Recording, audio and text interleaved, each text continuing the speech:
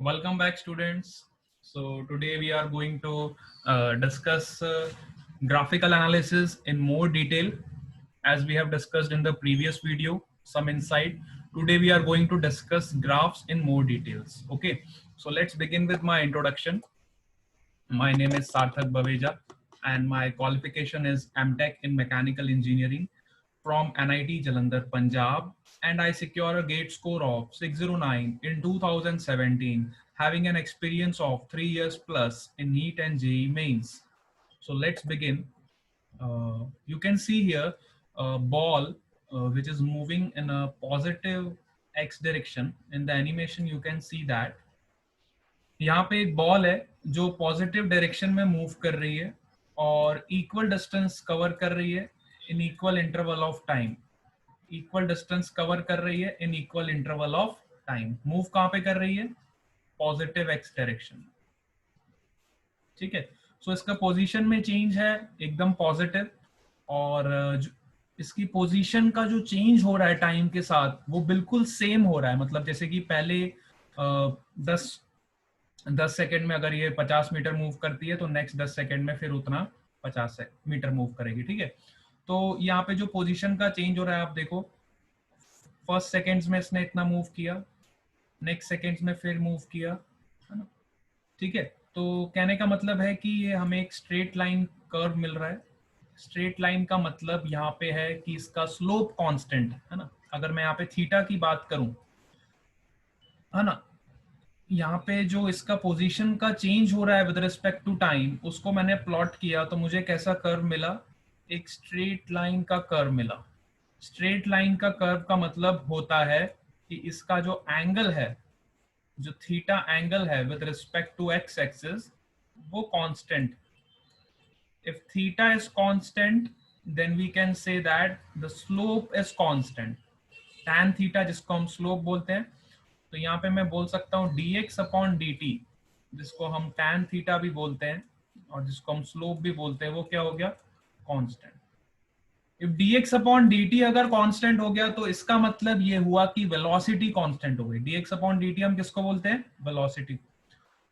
तो तीन major graph यहाँ पे बहुत इंपॉर्टेंट है अगर आपको फिजिक्स को एनालाइज करना है। तो तीन जो बेसिक ग्राफ आपको आने चाहिए, one is the position time graph, second is the velocity time graph and third one is the acceleration time graph. तो तीनों की हम बात करेंगे। तो पोजीशन टाइम ग्राफ तो हमने देखा कि एक स्ट्रेट लाइन कर्व मिला हमको, जिससे हमें ये पता चला कि थीटा हमारा कांस्टेंट है। अगर थीटा कांस्टेंट है तो उसका मतलब उसका स्लोप कांस्टेंट है। अगर स्लोप कांस्टेंट है मतलब dx अपॉन dt कांस्टेंट है, इसका मतलब वेलोसिटी कांस्टेंट। अब कांस्टेंट वेलोसिटी को शो करने के लिए हम वेलोसिटी टाइम ग्राफ अगर बनाएंगे तो किस तरह से प्लॉट करेंगे? एक स्ट्रेट लाइन बनाएंगे which is parallel to the time axis. यहाँ से हम स्लोप निकाल लेंगे, है ना। यहाँ पे जो भी आपको टाइम की वैल्यू दी होगी, आप यहाँ पे टाइम की वैल्यू यहाँ से आप पुट करेंगे ग्राफ में से, यहाँ पे आपको टाइम मिल जाएगा, और यहाँ से आप पोजीशन की वैल्यू निकाल लेंगे जो कि यहाँ पे 50 मीटर्स दी हुई है। तो 50 को जब आप ये गिवन टाइम से डिवाइड करेंगे तो ये आपको tan थीटा स्लोप मिल जाएगा, और वही स्लोप की वैल्यू देखो 10 के करीब आएगी। तो हमने यहाँ पे 10 पे एक स्ट्रेट लाइन ड्रॉ कर दी which is parallel to the time axis, which is showing that velocity is constant with respect to time. अब अगर हमें एक्सेलरेशन टाइम ग्राफ की बात करनी है ना, हम ये तीन मेजर ग्राफ डिस्कस करते हैं जब भी हम किसी भी मोशन को एनालाइज करते हैं। ये बात ध्यान से इसको अपने हृदय में उतार लो कि position time graph, velocity time graph or acceleration time graph, these are the most important graph to analyze the motion in one dimension. So यहाँ पे acceleration time graph की अगर मैं बात करूं तो यहाँ पे देखो velocity का जो slope है वो जीरो हो गया। यहाँ पे थीटा क्या हो गया? अगर एक straight line parallel to x axis हो गई तो थीटा आपका जीरो हो गया। अगर थीटा जीरो हो गया तो यहाँ पे tan थीटा भी जीरो हो गया, और अगर tan थीटा जीरो हो गया इसका मतलब इसका स्लोप जीरो हो गया। स्लोप जीरो मतलब dv upon dt। Velocity time graph का स्लोप क्या होगा? dv upon dt, change in velocity with respect to time. अगर ये जीरो हो गया मतलब आपका एक्सेलरेशन जीरो हो गया।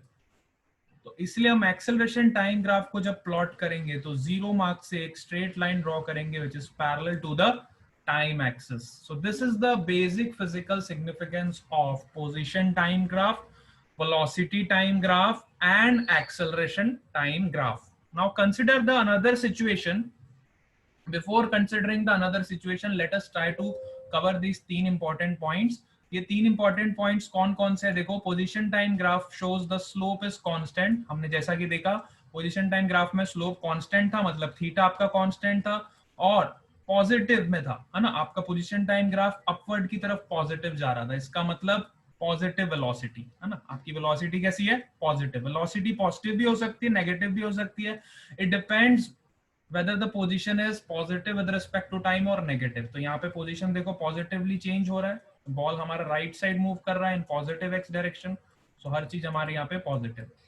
Velocity time graph, velocity time graph is a horizontal line. अब ये हॉरिजॉन्टल लाइन क्यों आई, क्योंकि यहाँ पे स्लोप कांस्टेंट है ना, पोजीशन टाइम ग्राफ का अगर स्लोप कांस्टेंट है इसका मतलब उसकी वेलोसिटी कांस्टेंट है। तो वेलोसिटी कांस्टेंट को शो करने के लिए हम वेलोसिटी टाइम ग्राफ में एक हॉरिजॉन्टल लाइन ड्रॉ करेंगे which is parallel to the time axis, है ना, and the line is located in the positive region. ये लाइन कौन से रीजन में होगी, पॉजिटिव रीजन में। क्यों पॉजिटिव रीजन में, because we are seeing that the velocity is positive.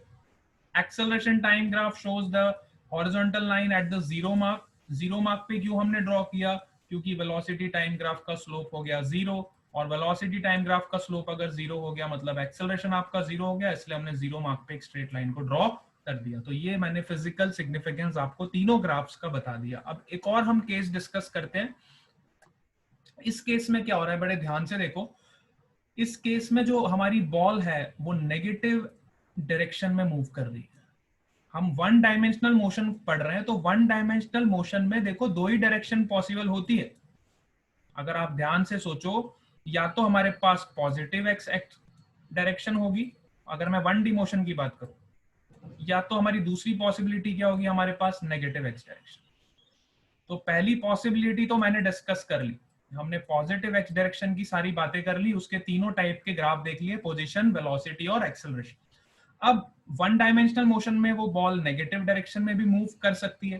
तो नेगेटिव डायरेक्शन में जब आपकी बॉल मूव कर रही है तो हमने सबसे सिंपलेस्ट केस कंसिडर किया जिसमें आपकी बॉल इक्वल डिस्टेंस कवर कर रही है पोजीशन के साथ। देखो उसका टाइम के साथ जो पोजीशन में चेंज हो रहा है वो ऑलमोस्ट इक्वल हो रहा है ना। तो इसको अगर हम प्लॉट करेंगे तो देखो कैसे प्लॉट करेंगे। देखो पोजीशन नेगेटिव में चेंज हो रही है तो ग्राफ आपका नीचे की तरफ जाएगा, पोजीशन टाइम ग्राफ एक स्ट्रेट लाइन आएगी जो नीचे की तरफ जाएगी। और ये ग्राफ फिर हमें शो कर रहा है कि यहाँ पे थीटा आपका वापस कांस्टेंट हो गया, और जब भी आपका थीटा कांस्टेंट हो जाएगा मतलब tan थीटा कांस्टेंट हो जाएगा, और tan थीटा कांस्टेंट मतलब स्लोप कांस्टेंट। और पोजीशन टाइम ग्राफ का स्लोप हमें क्या देता है, dx upon dt। dx upon dt अगर कांस्टेंट हो गया मतलब आपकी वेलोसिटी कांस्टेंट हो गई। dx अपॉन dt अगर कांस्टेंट हो गया मतलब वेलोसिटी कांस्टेंट हो गई। dx अपॉन dt को हम वेलोसिटी बोलते हैं ना। तो वेलोसिटी जब कांस्टेंट हो गई तो हमने उसको कांस्टेंट वेलोसिटी को यहाँ पे प्लॉट कर दिया which is a straight line again parallel to the horizontal axis. अब ये नेगेटिव क्यों आई, क्योंकि यहाँ पे देखो स्लोप नेगेटिव है। स्लोप नेगेटिव मतलब वेलोसिटी नेगेटिव, और वेलोसिटी नेगेटिव तो ये नेगेटिव रीजन में एक स्ट्रेट लाइन आएगी व्हिच इज -10 के अराउंड। देखो यहाँ से इसका स्लोप निकल रहा है।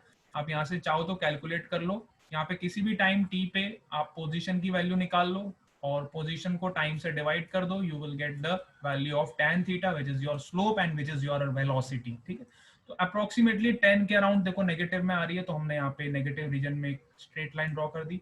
अब हमें अगर एक्सेलरेशन टाइम ग्राफ को प्लॉट करना है तो एक्सेलरेशन हमें कहां से मिलेगा, वेलोसिटी का जो स्लोप है वो हमें एक्सेलरेशन देता है। तो वेलोसिटी का स्लोप क्या हो जाएगा, देखो dv upon dt is the slope of velocity time graph. और यहां से हम देख सकते हैं, हालांकि ये ग्राफ से हमें पता चल रहा है ये स्ट्रेट लाइन बिल्कुल पैरेलल है मतलब इसका स्लोप हो गया जीरो, और अगेन ये स्लोप जीरो हो गया मतलब एक्सेलरेशन जीरो। और अगर एक्सेलरेशन जीरो हो गया तो हमें जीरो मार्क से एक लाइन ड्रॉ करनी है which is parallel to the time axis. तो this is the graphical representation of acceleration. तो हमने दो केसेस डिस्कस किए। नंबर 1 हमने डिस्कस किया जब हमारी बॉल पॉजिटिव एक्स डायरेक्शन में मूव कर रही है। नंबर 2 केस हमने डिस्कस किया जब हमारी बॉल नेगेटिव एक्स डायरेक्शन में मूव कर रही थी। तो दो ही केसेस पॉसिबल है in one D motion, either you can move in positive x direction or you can move in negative x direction. There are only two cases possible and we have discussed both the two cases and we have discussed all the three types of graph, that is position time graph, velocity time graph and acceleration time graph. I hope so you have liked this video. If you have any doubt and any queries you can comment in the comment box. Okay, bye bye to all of you.